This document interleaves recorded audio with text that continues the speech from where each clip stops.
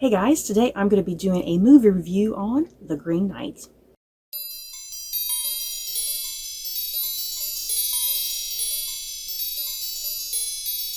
So, before I head into my thoughts and feelings on The Green Knight, just a quick disclaimer, I suppose. I don't think I'm going to have spoilers in this video. It's like there's a part of me I really need to hash out some spoilers in order to discuss certain things about this movie, but I think for the most part I'm going to try my best to perhaps stay away from spoilers. I guess we'll see how it goes. Spoilers might just come out accidentally, who knows. So let's put it this way. If you're a little concerned about watching this video and you really want to see this movie, you might want to come back at a later point. So yeah, I guess I'll just see how this video goes as far as spoilers, because I kind of want to do a non-spoiler, but at the same time I want to do a spoiler. We'll see how it goes. So this is what you need to know about The Green Knight. This is a movie that stars Dev Patel, and it came out back in 2021, if I'm not mistaken, and it is produced by A24, and A24 movies are notorious for being hit or miss with audiences. Not every movie is a success. But you know what? Hey, the reason I like A24 produced movies is just for the simple fact that their movies, even if they're not totally successful and they kind of hit or they kind of miss the mark rather, the thing is, I always appreciate that their movies, they always let filmmakers do exactly what they want to do. And their movies are always really daring and risky and creative and thought-provoking. And yes, they're definitely artsy type of movies. You can't just kind of stare off into the distance and not really pay attention to their movies. A24 movies are the type of movies you got to pay attention to, or else you're going to kind of miss certain things about them. So yeah, once again, A24 movies, hit or miss, you know, depending. And yeah, this is a 2-hour movie, about 2 hours or so. And it is based, if you can't tell from the title, it is based off of the like Arthurian, would you call it an Arthurian romance? I'm not sure if you would really call it an Arthurian romance, but like an Arthurian type poem, if you will, that was published way back in like the 14th century. But here's the thing, we have no idea who wrote it. So my experience with Sir Gawain and the Green Knight, because that is the full title of the story, Sir Gawain and the Green Knight. My experience with that story, I have read it a couple times. I believe I read it for the first time way back in high school, and I loved it. I want to say that the version I read in high school was the J.R.R. Tolkien version that he kind of translated and whatnot. And then when I went to college, I took a Arthurian literature course as one of my options for a literature study. And one of the things that we read for that class was Sir Gawain and the Green Knight. And the thing about that, when I read that, we read it in the original Middle English, you guys, and boy oh boy, that was an experience. So I'm super glad I had read that back in high school, because at least I knew exactly what was going on in the story as I was trying to translate it. Because let me tell you, Middle English is pretty difficult to translate certain types of words, and yeah, we were kind of just thrown into it and expected to translate it on our own. So yeah, that is my experience with Sir Gawain and the Green Knight. I have definitely read it a couple times, and I really love the story. It's just so different from all the other types of Arthurian literature.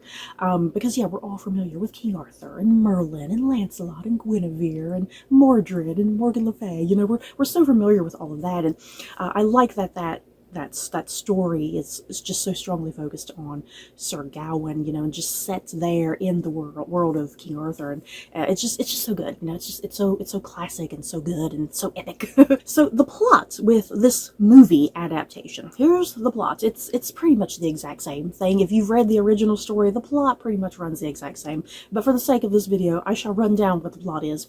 On Christmas Day, Gawain goes to the court of his uncle, King Arthur. In comes a mysterious knight who demands that another knight deal him a blow, under the condition that a year later, this same knight must meet him and receive a similar blow. And of course, Gawain volunteers to do this. And he beheads this mysterious knight, only for the knight to pick up his head and walk away. And so, yeah, it's expected of Gawain a year later to meet this mysterious knight, and in turn, since he chopped off the Green Knight's head, in turn, now he needs to get himself beheaded. Okay, so how did I feel about this movie? I almost feel like I'm procrastinating talking about my feelings about this movie, because I have really complicated feelings about this movie, you guys. I was really anticipating and looking forward to this movie, because, yeah, like I said, it came out back in like 2021, and I was just never able to go to the theater, and I just haven't gotten around to it until now. So I was really highly looking forward to this, since I do love the original story so much. The movie, let's talk about just the overall look of the movie, because this is a absolutely visually stunning movie. Just everything about this movie is just so gorgeous and breathtaking to look at. The directing style, the directing choices are really just fun and interesting.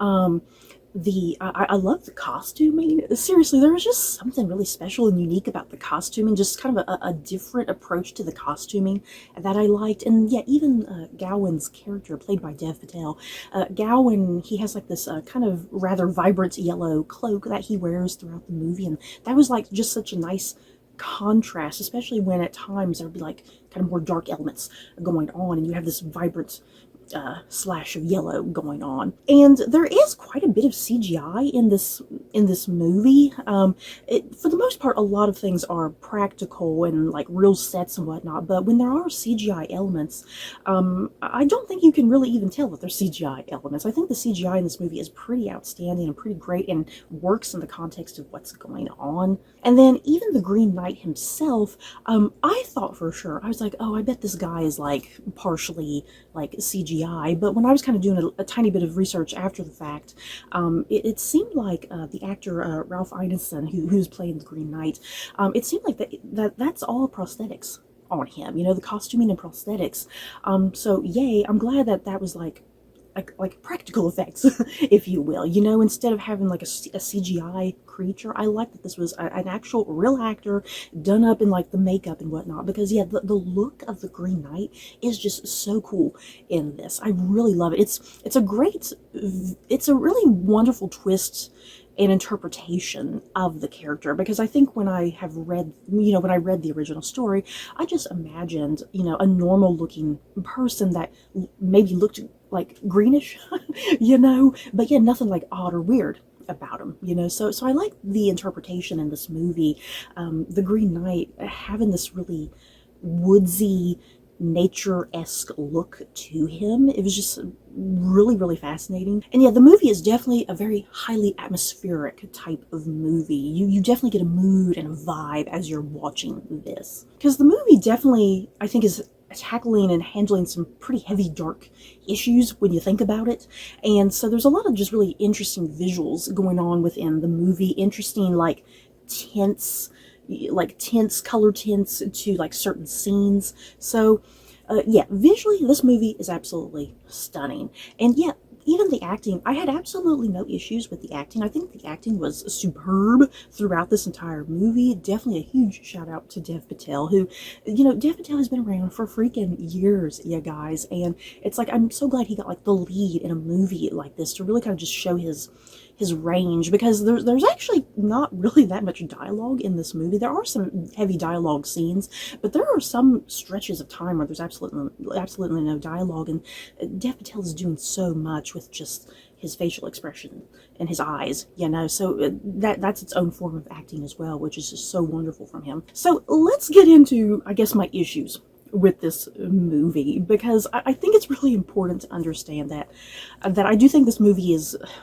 quite flawed in some ways. I mean, there are the people who really like this movie, you know, don't get me wrong, there are definitely the people who love and appreciate this movie, but it has, when you're like on something like the IMDb reviews and just other reviews and critic reviews from elsewhere, it's a very polarizing movie, and I can definitely see why it's polarizing. This movie, it gets pretty bizarre, and just bizarre in just the most insane of ways that I don't know if it necessarily needed to be as bizarre as it was. And at times, I do think it's kind of difficult to follow and understand.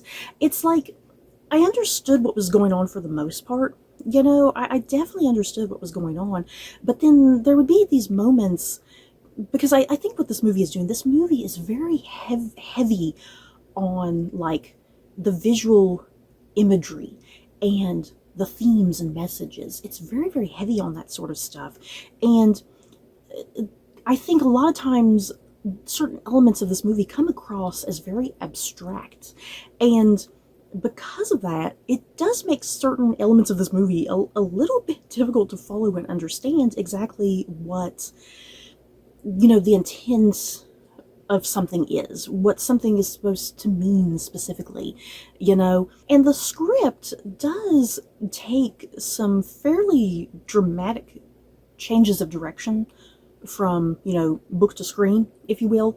But I do think for the most part, the changes did work.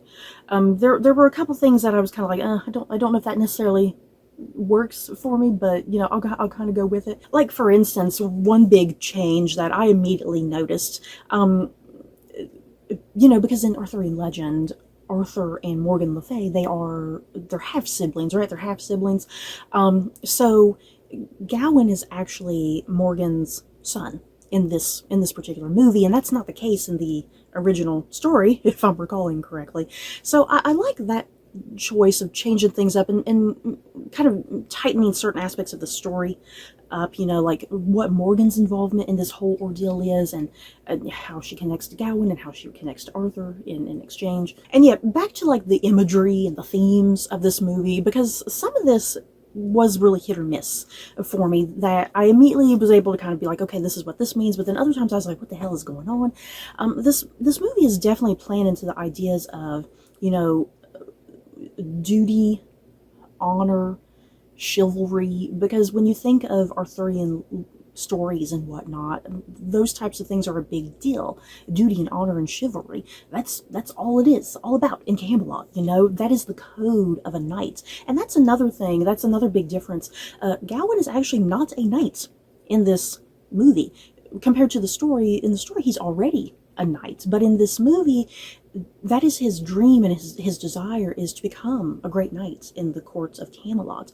So I think that's kind of another big thing within the themes and the imagery, you know.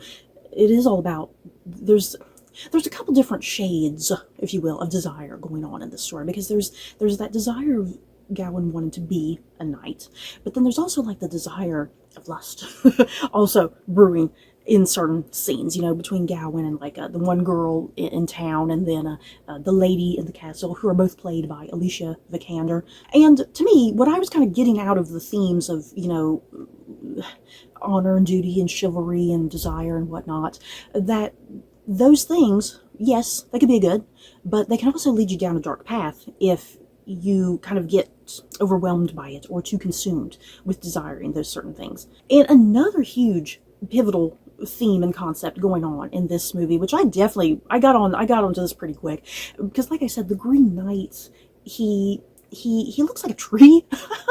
He looks like a tree almost. You know, he's literally green, and his head is like, it has like leaves and branches. Just his overall look and his voice and the way he moves and walks, it's like he sounds like a tree moving. And I love, oh, it was so good, like in your ear, your headphones, you know, listening to him as he would like move around. It was so great because, like I said, just he sounded and moved like a tree.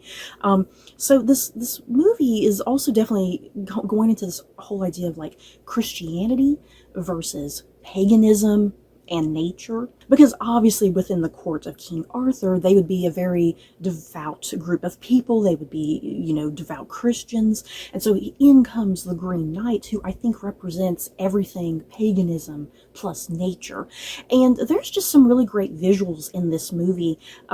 Like when Gawain, because there's like these long shots of Gawain just on his horse, you know, no music, no sound, no dialogue, just him on his horse, you know, and he's kind of going through the countryside, because I think it takes place in Wales. He's going through the countryside, and at one point, there's like a whole field, a whole huge field, where all the trees have been cut down, and there's like not a single tree standing, and the whole kind of look of that scene is kind of really dark and dreary, and here's all these trees that are being cut down, and you can see more being cut down in the distance. So I think there's also that concept going on in this movie, you know, this commentary on man's destruction of nature, you know. So that's kind of part of my issues with this movie, is I feel like there's kind of a little too much kind of going on, and I was having trouble kind of grasping, okay, how is all this kind of connecting exactly? You know, I feel like the movie just really needed to focus on like one specific theme and really strongly focus on that, you know. So yeah, you kind of have this mishmash of the themes of Christianity versus paganism and nature, and then also the themes of honor and duty and desire and chivalry and all that, and it's just so clashed together, and I kind of felt a little overwhelmed, and like, what am I supposed to interpret from this movie exactly? And you guys, before I continue, I definitely got to give a shout out to the fox. There is a fox that follows Gawain around for a good chunk of this movie, and I think the fox itself is supposed to have some sort of theme and message to it as well, because, you know, foxes, when you think about them, they're notorious for being like sly and sleek and devious and mischievous and mysterious. So I think the fox in this movie definitely encompasses all of that, and he's kind of like this animal spiritual guide for Gawain as he's going on his journey.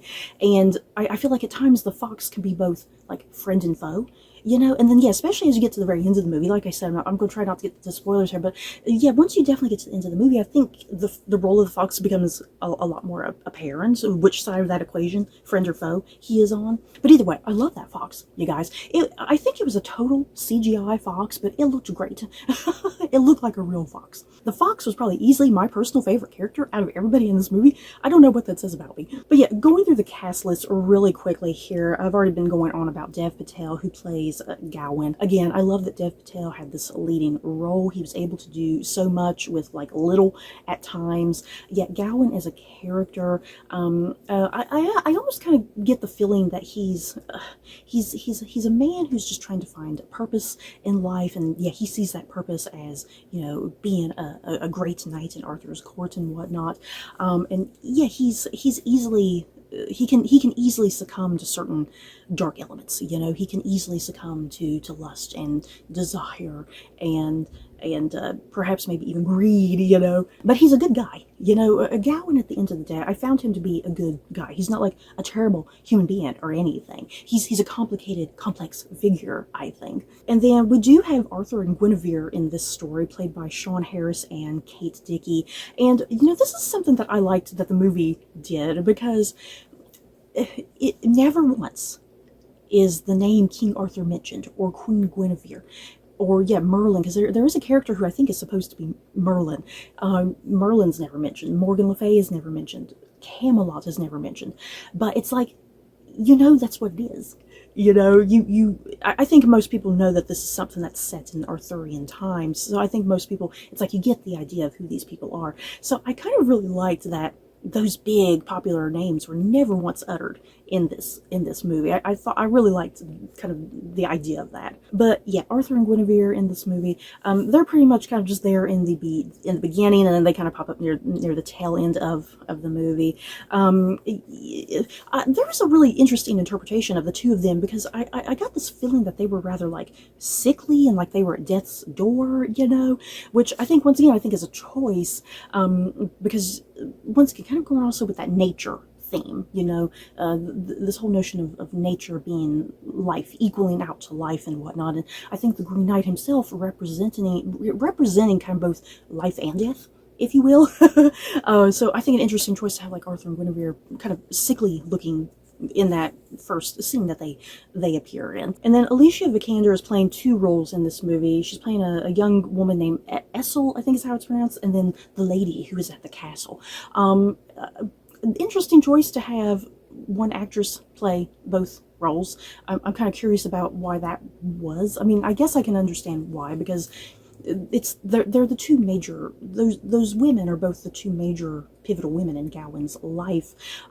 It's like he has to choose which woman, in a sense, you know, which path he wants to follow. And I liked Alicia Vikander in this. She definitely, especially when she's playing the lady, she definitely has this whole kind of mesmerizing, mysterious quality to her, very seductive. And then Joel Edgerton is kind of barely in this movie, you guys. He plays the Lord, who's married to Alicia Vikander's the lady. Yeah, I feel like this movie didn't really do much with the Lord as I would have liked, because I feel like his role in the original story is just far more pivotal, and there's a lot more going on.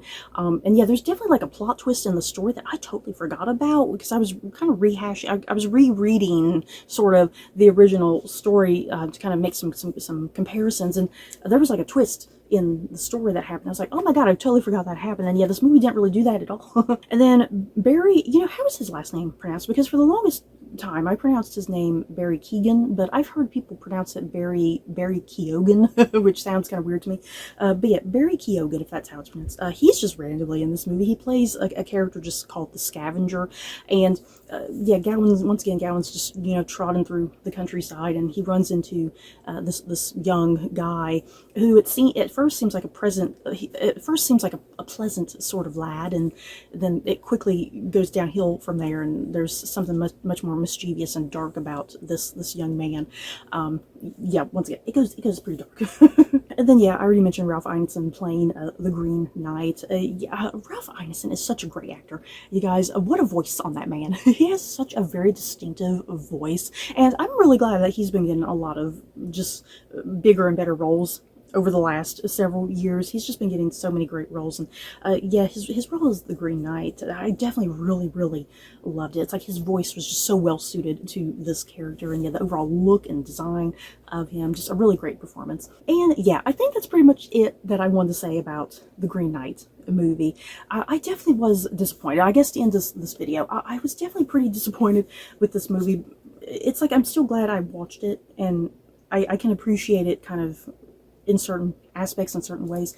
And again, it's produced by A24, who are notoriously known for having pretty bizarre, zany movies, and they're either going to hit with you, or they're going to be total misses. And I feel like this movie was a bit of a miss for me. It's like there were certain elements that worked, certain elements that didn't, but I'm still glad I watched it. I still appreciate it for certain things. And again, I just watch it for Dev Patel alone, you guys, seriously. So yeah, a bit of a disappointment, but I'm definitely really curious the opinions of other people who have seen this movie. Like, what did you personally get out of the movie? Because I don't think there's any wrong interpretation of it, to be quite honest. Because once again, there's so much just kind of going on in this movie, and it's hard to focus on, okay, what exactly is this movie trying to do? What is it trying to say? What exactly should I be focusing on to get the most meaning for myself out of it, you know? So I don't think there's really any wrong interpretation, what you want to take away from it. But yeah, let me know how you guys feel about this movie. If you loved it, if you hated it, just let me know. So that's it for this video. Don't forget to like, comment, and subscribe. And if you like this video, you may like these other videos. Bye, guys.